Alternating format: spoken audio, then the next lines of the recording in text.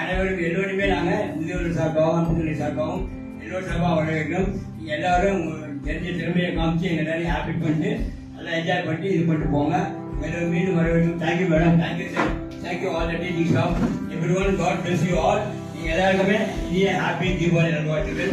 Okay, எல்லாரும் சார்பாகவும் சொல்லிக்கிறேன். நீங்கள் நல்லா படித்து நல்லா மேல் நல்லா வாழணும். சரிங்களா?